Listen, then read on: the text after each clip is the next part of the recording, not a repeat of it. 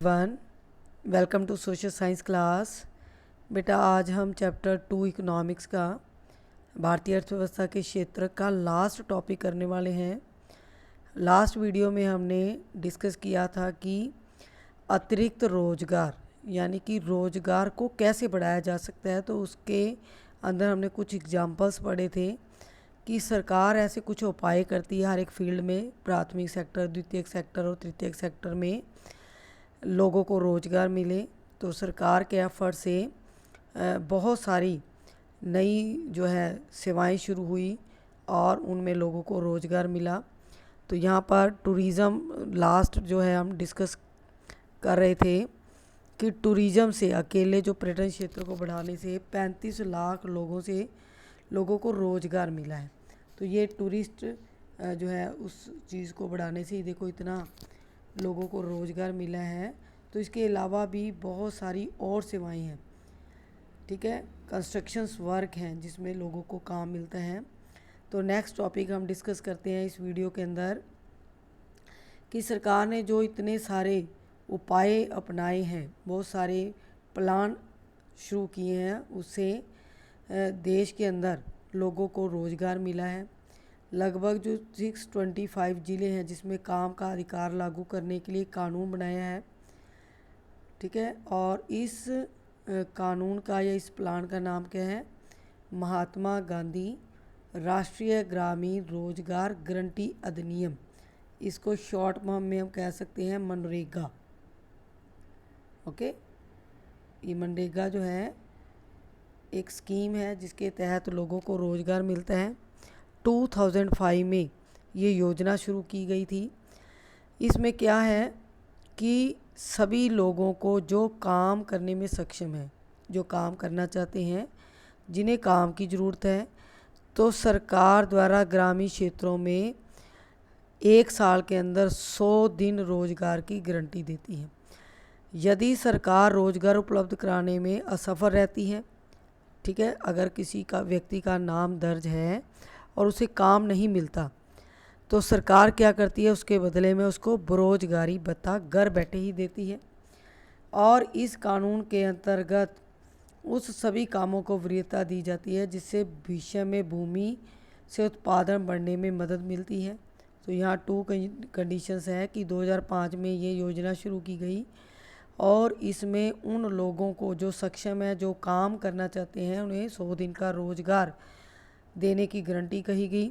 अगर उनको 100 दिनों का रोज़गार नहीं मिलता तो उनको बेरोजगारी भत्ता सरकार प्रोवाइड करवाती है। इसके अलावा महिलाओं की सीटें आरक्षित की गई हैं। इसमें 1/3 सीट महिलाओं की है, तो महिलाओं को भी काम मिलता है। तो ये योजना जो थी 625 ज़िलों में शुरू हो चुकी है और इस योजना के तहत लोगों को बहुत ज़्यादा काम मिल रहा है। नेक्स्ट और लास्ट टॉपिक है हमारा संगठित और असंगठित के रूप में क्षेत्रों का विभाजन। अब हमने पढ़ लिया कि प्राथमिक, द्वितीयक और तृतीयक क्षेत्रक होते हैं।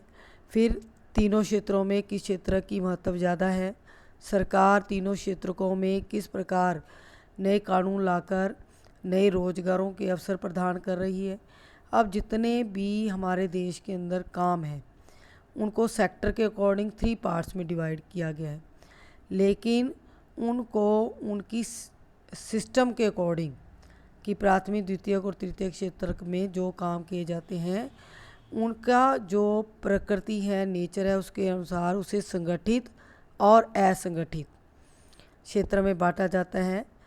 यहाँ पर हम एक एग्जाम्पल के थ्रू संगठित और असंगठित क्या होता है उसको समझेंगे। तो यहाँ बॉक्स में एक कांता का एग्जाम्पल दिया है कि कांता जो है एक ऑफिस में काम करती है, 9:30 बजे से 5:30 बजे तक वो ऑफिस में ही रहती है। नियमित रूप से वो प्रत्येक माह के अंत में अपना वेतन यानी कि उसको सैलरी मिलती है और वेतन के अतिरिक्त वह सरकारी नियमों के तहत उसे बहुत ज़्यादा जो है भविष्य निधि भी प्राप्त होती है। पीएफ कटता है उसका, प्रोविडेंट फंड, उसे चिकित्सीय और अन्य भत्ते यानी उसको मेडिकल केयर के भी पैसे मिलते हैं। अगर वो बीमार वगैरह हो जाती है तो उसका इलाज होता है फ्री में। इसके अलावा भी बहुत सारे भत्ते मिलते हैं। और रविवार यानी कि संडे को वो ऑफिस नहीं जाती, बंद रहता है और इस दिन का भी उसको वेतन मिलता है, यानी संडे की छुट्टी रहती है तो संडे का भी जो है उसको सैलरी मिलती है। उसने जब नौकरी आरंभ की थी तो उसे एक अपॉइंटमेंट लेटर, नियुक्ति पत्र दिया गया था, जिसमें नौकरी से संबंधित शर्तें और निबंधन लिखे गए थे। दूसरा एग्जाम्पल है कमल का। कमल जो है वो कांता का पड़ोसी है और वो एक साथ में किराना की दुकान है, वहाँ पर वो एक श्रमिक के रूप में काम करता है। 7:30 बजे वो दुकान पर चला जाता है और 8 बजे तक वहाँ काम करता है। उसे अपनी मजदूरी के अतिरिक्त कोई और भत्ता नहीं मिलता, जैसे कांता को मिलता था ना, उसे बीमार होने पर भत्ता मिलता था, महंगाई भत्ता मिलता था, भविष्य निधि प्रोविडेंट फंड भी मिलता है। भविष्य निधि मीन्स तो उसका जो है जमा पूंजी जो थी उसके ऊपर उसको इंटरेस्ट भी मिलता होगा। तो जिस दिन वह काम नहीं करता उस दिन उसको मजदूरी नहीं मिलती। तो कांता को तो संडे की भी और जो हॉलीडेज़ होती हैं उसका भी वेतन मिलता है। उसे कोई छुट्टी या सवेतन अवकाश नहीं मिलता, ठीक है, वो अपनी इच्छा से छुट्टी नहीं ले सकता, ठीक है, ना ही छुट्टी दुकानदार कोई करता है। और अगर उसको ज़रूरत मिले तो अगर छुट्टी लेता है तो उसको उस दिन का वेतन दुकानदार नहीं देता। उसे कोई औपचारिक पत्र नहीं मिला, कोई अपॉइंटमेंट लेटर नहीं मिला और दुकान में नियुक्ति के बारे में कहा गया हो, उसे नियोक्ता किसी भी समय काम से हटाने के लिए कह सकता है, ठीक है। तो कांता जिस फील्ड में लगी हुई है, यानी कि उसका सब कुछ वहाँ पर रेगुलर है, फिक्स है, ठीक है, तो कांता का जो क्षेत्र है जहाँ पर वो काम करती है वो क्या कहलाएगा, संगठित क्षेत्रक। संगठित क्षेत्र में क्या होता है, उद्यम और कार्यस्थान आते हैं जहाँ पर रोजगार की जो अवधि है, जो टाइम पीरियड है वो नियमित होता है, लोगों के पास सुनिश्चित काम होता है और इस क्षेत्र में सरकार द्वारा पंजीकृत होते हैं और उन्हें सरकारी नियमों और विनियमों का पालन करना पड़ता है। इन नियमों और विनियमों का अनेक विधियां जैसे कारखाना अधिनियम है, न्यूनतम मजदूरी अधिनियम, सेवा अनुदान अधिनियम, दुकान प्रतिष्ठान अधिनियम इत्यादि, यानी कि ये सब कानून जो हैं संगठित क्षेत्र के लोगों को मानने पड़ते हैं, ठीक है, इसलिए इसे क्या कहते हैं, संगठित क्षेत्रक, क्योंकि इसकी कुछ औपचारिक प्रक्रिया और कार्यविधि होती है। लोग किसी के द्वारा नियोजित नहीं होते बल्कि वे स्वतः काम कर सकते हैं, परंतु वे भी अपने को सरकार के समक्ष पंजीकृत कराते हैं और नियमों और विनियमों का पालन करते हैं। यानी कि कोई प्राइवेट सेक्टर में या कोई पर्सनल जैसे शॉपकीपर था, ठीक है, वो अपनी इच्छा से कानून बनाता था। यहाँ पर नियम और जो कानून है वो सभी के लिए समान है, ठीक है, और नियोजित जो है लोग अपनी इच्छा से वो काम कर सकते हैं, जब उनका मन नहीं होता वो छुट्टी ले सकते हैं, ठीक है, छुट्टियां उनको गवर्नमेंट की तरफ से या संगठित क्षेत्र में फ़िक्स होती हैं। तो संगठित क्षेत्र के कर्मचारियों को रोज़गार सुरक्षा के लाभ मिलते हैं। मान लो कि वो छुट्टी ले लेते हैं या बीमार रहते हैं तो उसके बाद उनकी नौकरी जाती नहीं है, वो सुरक्षित रहती है, तो उनसे एक निश्चित समय तक ही काम करने की आशा की जाती है। टाइम पीरियड भी उनका फिक्स होता है, एक्स्ट्रा आवर्स उनसे काम नहीं लिया जाता। यदि वो अधिक काम करते हैं तो जो नियोक्ता है, नियोक्ता कौन होता है, जो नौकरी देता है, उनको अलग से वेतन देता है। अगर एक्स्ट्रा कोई काम करते हैं तो उसको एक्स्ट्रा वेजेस दिए जाते हैं और वे नियोक्ता से कई दूसरे लाभ भी प्राप्त करते हैं। ये लाभ क्या हैं, जैसे सवेतन छुट्टी सबसे बड़ा लाभ है कि आपने छुट्टी ली है उसके बाद भी आपको सैलरी मिल रही है। इट मीन्स आपका जो सेक्टर है वेल ऑर्गेनाइज्ड है। अवकाश काल में भुगतान, ठीक है, जैसे ही छुट्टियां होती हैं तो उसमें भी आपको सैलरी मिलती है। इसी तरह भविष्य निधि है, सेवा अनुदान है, रिटायरमेंट है, तो यहाँ पर सब सेफ है। और चिकित्सीय लाभ पाने के हकदार भी होते हैं। नियमों के अनुसार कारखाना मालिक को पेयजल और सुरक्षित कार्य पर्यावरण सुविधाएं सुनिश्चित कराना होता है। जब वे सेवानिवृत्त हो जाते हैं तो पेंशन भी प्राप्त करते हैं। इसके विपरीत जो कमल है वो कहाँ लगा हुआ है, असंगठित क्षेत्र में, तो यहाँ पर कंपैरिजन आ जाता है क्वेश्चन एग्ज़ाम में संगठित और असंगठित क्षेत्रक क्या होते हैं, इनकी तुलना कीजिए।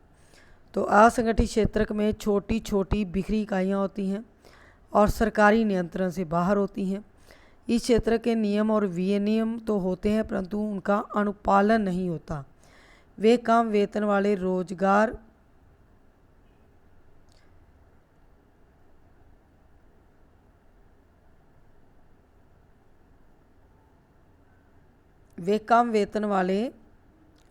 हैं और प्राय नियमित नहीं होते। ठीक है, छोटे छोटे काम धंधे हैं, रेगुलरिटी नहीं है, कभी भी उनको काम से हटाया जा सकता है। और जो एक्स्ट्रा काम करते हैं उसमें उनको कोई वेतन नहीं मिलता, छुट्टी नहीं मिलती, बीमारी के कारण भी कोई छुट्टी नहीं मिलती, मेडिकल केयर नहीं मिलती, रोज़गार सुरक्षित नहीं है, कभी भी उनको काम से हटाया जा सकता है और बिना किसी कारण से, ठीक है, उनकी छुट्टी कर दी जाती है। कुछ मौसमों में जब काम नहीं होता तो उन लोगों की काम से छुट्टी हो जाती है, जिसमें सीजनल काम रहता है, जैसे वूलन इंडस्ट्रीज़ हैं, तो सर्दियों में जो है ज़्यादा डिमांड होती है तो सर्दियों में काम होता है। ऐसे ही कॉटन क्लॉथ्स हैं, तो सीजनल वर्क्स के अंदर जैसे काम होता है तो उनको काम मिल जाता है, अदरवाइज़ उनकी छुट्टी हो जाती है। और लोग जो हैं वो नियोक्ता की पसंद पर निर्भर करता है कि नियोक्ता जो नौकरी दे रहा है उनको पसंद है या नहीं, वहाँ क्वालिफ़िकेशन नहीं देखी जाती। इस क्षेत्र में काफ़ी संख्या में लोग अपने अपने छोटे छोटे कार्यों में, जैसे सड़कों पर विक्रय करना यानी कि सामान बेचना, मरम्मत कार्यों में लगे होना, ये काम जो है करते हैं। किसान अपने खेतों में काम करते हैं और ज़रूरत पड़ने पर मज़दूरों को श्रमिक के रूप में लगा लेते हैं। तो ये क्या है, संगठित और असंगठित क्षेत्र। यहाँ पर एक तालिका बनी हुई है, कुछ क्वेश्चंस भी दिए हुए हैं, तालिका के अकॉर्डिंग इसको हम सॉल्व कर सकते हैं। ठीक है, यहाँ पर असंगठित क्षेत्र की गतिविधियाँ हैं। विद्यालय में पढ़ाता एक शिक्षक, बाजार में अपनी पीठ पर सीमेंट की बोरी ढोता हुआ एक श्रमिक। विद्यालय में जो शिक्षक पढ़ा रहे हैं, इट मीन्स वो ऑर्गेनाइज सेक्टर में, संगठित क्षेत्र में हो सकता है। ओके, और जो बाज़ार में सामान बेच रहे हैं वो असंगठित क्षेत्र में। खेतों में सिंचाई करता है किसान, ठीक है, तो संगठित क्षेत्र है। अगर वो दूसरों के खेतों में काम करता है तो संगठित क्षेत्र है। तो ये सारी एक्टिविटी हम फाइंड करेंगे अपने आप। नेक्स्ट है जो असंगठित क्षेत्र हैं उनमें श्रमिकों का संरक्षण कैसे हो सकता है। ठीक है, जो संगठित क्षेत्र हैं उनमें तो उनकी पूरी सेफ्टी है, रेगुलर उनको सैलरी मिलती है और छुट्टियां मिलती हैं। लेकिन जो असंगठित क्षेत्र में काम करते हैं वो भी तो हिंदुस्तानी हैं, भारतीय हैं, तो उनकी प्रोटेक्शन कौन करेगा, उनका संरक्षण कैसे हो सकता है। तो संगठित क्षेत्र अत्यधिक मांग पर ही रोजगार प्रस्तावित करता है, लेकिन संगठित क्षेत्र में रोजगार के अवसरों में अत्यंत धीमी गति से वृद्धि हो रही है। यह भी आमतौर पर पाया गया है कि संगठित क्षेत्र असंगठित क्षेत्र के रूप में काम करते हैं। ठीक है, जो संगठित क्षेत्र है उसमें सिक्योरिटी पूरी है, लेकिन उसमें लोगों को, सभी को काम नहीं मिलता, रोज़गार नहीं मिलता, तो लोगों को मजबूर होकर असंगठित क्षेत्र में जाना पड़ता है। ठीक है, तो ऐसा उनके पास कोई अल्टरनेट नहीं है कि वो किसी न किसी तरीके से संगठित क्षेत्र में चले जाएं। वे ऐसी रणनीति, कर, वचन और श्रमिकों को संरक्षण प्रदान करने वाली विधियों के अनुपालन से बचने के लिए अपनाते हैं। अब असंगठित क्षेत्र में कुछ कायदे कानून नहीं होते, नियमों का पालन नहीं होता और बहुत से श्रमिक असंगठित क्षेत्र में काम करने के लिए विवश हो जाते हैं। ठीक है, वहाँ पर उनको कम वेतन मिलता है, शोषण उनका किया जाता है, मजदूरी नहीं दी जाती, आय कम होती है और रेगुलर नहीं होती। ठीक है, काम करने पर ही उनको पैसा मिलता है, अदरवाइज़ उनको पैसा नहीं मिलता। तो इस रोज़गार में संरक्षण नहीं है और न ही इसमें कोई लाभ होता है लोगों को। तो सन 1990 से यह देखा गया है कि जो संगठित क्षेत्र के बहुत अधिक श्रमिक अपना रोज़गार खोते जा रहे हैं। ये लोग असंगठित क्षेत्र में कम वेतन पर काम करने के लिए विवश हैं। पहले तो रोज़गार ही नहीं मिलता, ठीक है ना, तो वहाँ पर सेफ्टी नहीं है असंगठित क्षेत्र में, बट उनको फिर भी वहाँ पर काम करना पड़ता है। असंगठित क्षेत्र में और अधिक रोजगार की ज़रूरत के अलावा श्रमिकों को संरक्षण और सहायता की भी ज़रूरत पड़ती है। ये लाचार लोग कौन हैं जिन्हें संरक्षण की आवश्यकता है, यानी कि असंगठित क्षेत्र में कौन लोग काम करते हैं। ठीक है, कौन से काम असंगठित क्षेत्र में आते हैं, जैसे भूमिहीन कृषि श्रमिक, छोटे और सीमांत किसान, फसल बटाईदारों और कारीगरों, बुनकर, लोहार, बढ़ई, सुनार। ठीक है, ये सब असंगठित क्षेत्र में आते हैं।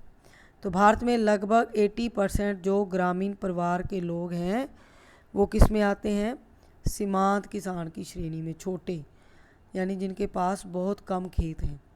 समय से बीज, कृषि उपकरण, भंडारण, ये सारी सुविधाएं उनके पास नहीं होती, और ये सुविधाएं उनको जो है उपलब्ध कराने की ज़रूरत तो है, लेकिन कौन केयर करता है इसकी, केंद्र को करनी चाहिए, लेकिन उनके पास इतनी सुविधाएं उपलब्ध नहीं होती, तो लोगों को भी वो सुविधाएं नहीं मिलती। तो शहरी क्षेत्रों में भी सिस्टम है असंगठित क्षेत्र का, इसमें लघु उद्योग आ जाते हैं, श्रमिक, निर्माण, व्यापार, परिवहन। ठीक है, और आकस्मिक श्रमिकों और सड़कों पर विक्रेता काम करने वाले आकस्मिक श्रमिकों, यानी कभी काम मिल गया कभी नहीं मिला। इसी तरह जो सड़कों पर अपना सामान बेचते हैं, सिर पर बोझा ढोने वाले हैं, वस्त्र निर्माण करने वाले हैं, कबाड़ उठाने वाले हैं, ये सब कार्य किस में आते हैं, असंगठित क्षेत्र में। लघु उद्योगों को कच्चे माल की प्राप्ति और उत्पाद के विपणन के लिए सरकारी मदद की आवश्यकता होती है। आकस्मिक श्रमिकों को शहरी और ग्रामीण क्षेत्र दोनों में संरक्षण देने की ज़रूरत है, चाहे वो गांव में रह रहे हैं चाहे शहर में। ठीक है, असंगठित क्षेत्र में कर रहे हैं तो उनको भी उतनी सेफ्टी की ज़रूरत है, प्रोटेक्शन की ज़रूरत है, जितना कि संगठित क्षेत्र में लगे लोगों को। हम यह भी पाते हैं कि बहुसंख्यक श्रमिक अनुसूचित जाति, जनजाति, पिछड़ी जातियों से हैं। मोस्टली श्रमिक कहाँ से आते हैं, शेड्यूल कास्ट, शेड्यूल ट्राइब्स और बैकवर्ड क्लासेस से, और ये सब कहाँ काम करते हैं, असंगठित क्षेत्र में।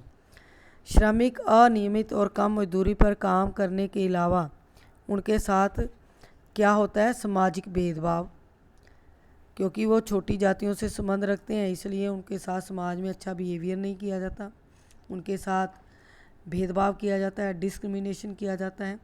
तो सामाजिक विकास के लिए, ठीक है, और आर्थिक विकास के लिए, समाज के आर्थिक और सामाजिक विकास के लिए असंगठित क्षेत्र में श्रमिकों को संरक्षण और सहायता देना बहुत ज़रूरी है। हमारा देश तभी विकास कर सकता है जब इसमें रहने वाले सभी लोगों को प्रॉपर रोज़गार मिलता है, उनकी प्रॉपर बेसिक नीड्स पूरी होती हैं। ठीक है, तो ये सब ड्यूटी किसकी होती है, गवर्नमेंट की ड्यूटी होती है कि वो संगठित और असंगठित क्षेत्रों के लिए कुछ कायदे कानून बनाएं, उनको प्रॉपर सुपरवाइज़ भी करें कि असंगठित क्षेत्र में जो नियोक्ता हैं वो नियमों और विनियमों का पालन कर रहे हैं या नहीं। ठीक है, नेक्स्ट है सार्वजनिक और निजी क्षेत्र, ये भी बिल्कुल सेम तालमेल रखता है। सार्वजनिक क्या होता है, जिसमें सरकारी नियंत्रण ज़्यादा होता है, और निजी क्षेत्र में क्या होता है, कोई ना कोई व्यक्ति उनको होल्ड कर रहा होता है, कंट्रोल कर रहा होता है। ठीक है, तो सार्वजनिक जो क्षेत्रक हैं वो उसमें संगठित क्षेत्र आ जाते हैं।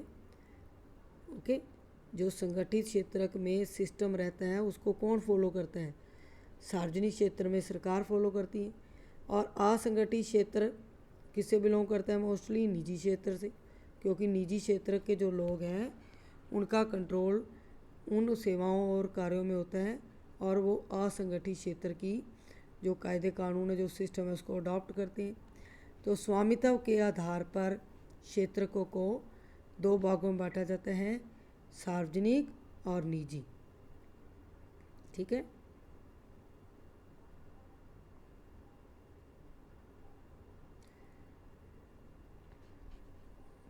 तो आर्थिक गतिविधियों को क्षेत्रकों में वर्गीकृत करने का एक नया तरीका है। परिसंपत्तियों का स्वामी और सेवाओं की उपलब्धता के लिए एक जिम्मेदार व्यक्ति, और वो कौन हो सकता है, तो सार्वजनिक क्षेत्र में अधिकांश परिसंपत्तियों पर सरकार का स्वामित्व होता है। जितनी भी पब्लिक सेक्टर की फैसिलिटीज़ हैं, सर्विसेज हैं, उसको कौन कंट्रोल करता है? सरकार। तो सरकार ही सभी सेवाएं उपलब्ध कराता है। लेकिन निजी क्षेत्र में जो भी परिसंपत्ति है, जो भी निजी क्षेत्र में काम देता है, जैसे निजी स्कूल हैं, ठीक है, प्राइवेट स्कूल हैं, प्राइवेट हॉस्पिटल्स हैं, तो उनको जो ऑर्गेनाइज़ करने वाले हैं, उनके जो मालिक हैं, ठीक है, वो क्या करते हैं? सेवाओं के वितरण की जिम्मेदारी एक ही व्यक्ति या कंपनी के हाथ में होती है। तो वो क्या करते हैं? वो अपनी मर्जी चलाते हैं, ठीक है, वो अपने ही कायदे कानून बनाते हैं, सरकार के कायदे कानूनों का पालन नहीं करते। तो निजी क्षेत्र में जहाँ उनको प्रॉफिट होता है वही काम वो अपने लिए करते हैं। रेलवे और डाकघर सार्वजनिक क्षेत्र के उदाहरण हैं, जबकि टाटा आयरन और स्टील कंपनी जो है, टिस्को है, रिलायंस इंडस्ट्री है, ये सब कंपनियां किस क्षेत्र में आती हैं? निजी स्वामित्व के क्षेत्र में आती हैं। तो निजी क्षेत्र की गतिविधियों का जो मेन मोटिव है वो क्या है? लाभ कमाना। वो इतना ज़्यादा लाभ कमाना चाहते हैं, ठीक है, तो वो लाभ कमाने के लिए क्या करते हैं? एक्सप्लॉइट करते हैं उन लोगों को जिनको उन्होंने रोज़गार दिया होता है, ठीक है। तो सार्वजनिक क्षेत्र का ध्येय केवल लाभ कमाना ही नहीं होता, लेकिन जो सार्वजनिक क्षेत्र है उसमें लाभ कमाना ही नहीं है, बल्कि सरकार सेवाओं पर किए गए व्यय की भरपाई के लिए करों तथा अन्य तरीक़ों से अपने जो है वो खर्चे पूरे करती है। और आधुनिक दिनों में सरकार सभी तरह की गतिविधियों पर व्यय करती है। और ये गतिविधियाँ क्या हैं? सरकार ऐसी गतिविधियों पर व्यय क्यों करती है? कई ऐसी चीज़ें हैं जिनकी आवश्यकता समाज के सभी सदस्यों को होती है, परंतु जिन्हें निजी क्षेत्र या उचित कीमत पर उपलब्ध नहीं कराते हैं। ऐसा क्यों होता है? क्योंकि इनमें से कुछ चीज़ों पर बहुत अधिक पैसे खर्च होते हैं, निजी क्षेत्रों की क्षमता से बाहर होते हैं। छोटे मोटे कारखाने, उद्योग धंधे हैं, कंस्ट्रक्शंस वर्क हैं, तो ये सारे जो हैं इन पर बहुत पैसा खर्च होता है। तो निजी क्षेत्रों के बस की बात नहीं होती, तो वो क्या करते हैं? हज़ारों लोगों से पैसा एकत्रित करके ये काम कर लेते हैं। फिर भी यदि वे चीज़ों की उपलब्ध नहीं कराते तो ऊंची कीमत पर वसूलते हैं, जैसे सड़कें हैं, पुल, रेलवे, बिजली, इन सब के निर्माण और बांध आदि से सिंचाई की सुविधा उपलब्ध कराना। तो सरकार ऐसे भारी भरकम काम करती हैं और उसका खर्चा स्वयं उठाती है, इसलिए उसके कायदे कानून, नियम विनियम सरकार बनाती है। कुछ गतिविधियाँ ऐसी हैं जिन्हें सरकारी समर्थन की ज़रूरत होती है, जैसे निजी क्षेत्र उन उत्पादनों और व्यवसायों को तब तक जारी नहीं रख सकते जब तक सरकार उन्हें प्रोत्साहित नहीं करती। जैसे कि उत्पादन मूल्य पर बिजली की बिक्री से बहुत से उद्योगों में वस्तुओं की उत्पादन लागत में वृद्धि हो सकती है। अब जो बिजली है उस पर सरकार का नियंत्रण रहता है, ठीक है। ऐसा क्यों होता है? क्योंकि बिजली से क्या चलते हैं? उद्योग चलते हैं, बड़े बड़ी फैक्ट्रीज, कारखाने चलते हैं। अगर उनको बिजली महंगी मिलती है तो वो जो चीज़ बना रही हैं फैक्ट्री के अंदर उसकी लागत ज़्यादा हो जाती है, उससे फिर क्या होता है? वस्तुओं की कीमतें बढ़ जाती हैं। तो इस सब को कंट्रोल करने के लिए सरकार जो बड़े कार्य हैं जिन पर बहुत ज़्यादा खर्च आता है, जिन पर ज़्यादा इन्वेस्टमेंट होती है, वो अपने नियंत्रण में रखती है, ठीक है। जैसे रेलवे है, रेलवे प्राइवेटाइज नहीं हो सकती। रेलवे सभी यात्रियों के लिए है और कम कीमत पर, कम भाड़े पर उनको एक जगह से दूसरी जगह पर पहुंचाती है। अगर इसी चीज़ को निजी क्षेत्र में बदल दिया जाए तो जिसको भी ये स्वामित्व मिलेगा रेलवे का, तो वो अपनी मनमर्जी से भाड़े वसूल करेगा, ठीक है, अपनी मनमर्जी से कार्य करेगा, तो जिससे आम लोगों को कोई राहत नहीं मिलेगी। तो सरकार उन कार्यों के ऊपर अपना नियंत्रण रखती है जिससे बहुत सारे लोग प्रभावित होते हैं। इसी प्रकार भारत सरकार किसानों से उचित मूल्य पर गेहूं, चावल खरीदती है, अपने गोदामों में भंडारित करती है, राशन दुकानों के माध्यम से उपभोक्ताओं को कम मूल्य पर प्रोवाइड करवाती है, यानी किसानों से महंगे दामों पर खरीदती है और कम कीमत पर लोगों को प्रोवाइड कराती है। तो ये सब्सिडी जो है सरकार उन लोगों को, उन उपभोक्ताओं को देती है जो गरीब होते हैं। तो अधिकतर आर्थिक गतिविधियाँ ऐसी हैं जिन्हें प्राथमिक जिम्मेदारी सरकार की, इन पर खर्च करना सरकार की अनिवार्यता है। जैसे सभी के लिए स्वास्थ्य और शिक्षा, ये सबको चाहिए, हेल्थ भी चाहिए, एजुकेशन भी चाहिए। तो इनके ऊपर जो है बहुत ज़्यादा खर्च आता है, तो सरकार के नियंत्रण में रहते हैं ये सेक्टर। हमने पहले अध्याय में कुछ गतिविधियों पर विचार किया था कि विद्यालय चलाना और गुणात्मक शिक्षा, प्राथमिक शिक्षा उपलब्ध कराना सरकार की जिम्मेदारी है।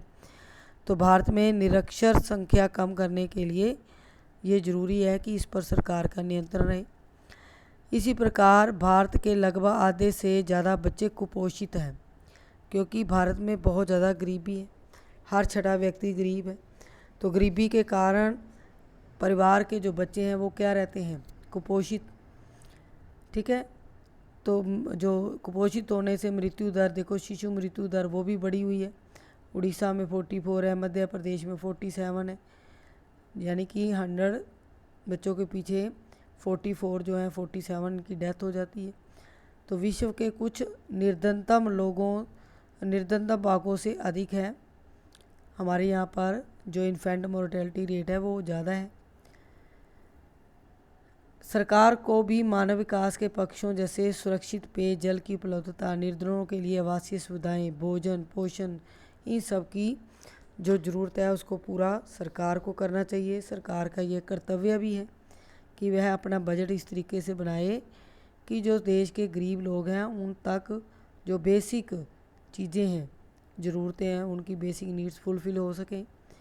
ठीक है, ये गतिविधि है, लास्ट सारांश है, पूरे टॉपिक का कंक्लूज़न है कि किस तरीके से तीनों सेक्टर काम करते हैं, सबसे इम्पोर्टेंट सेक्टर कौन सा है। तो चैप्टर हमारा यहाँ पर बेटे ख़त्म हो जाता है। Okay, good bye.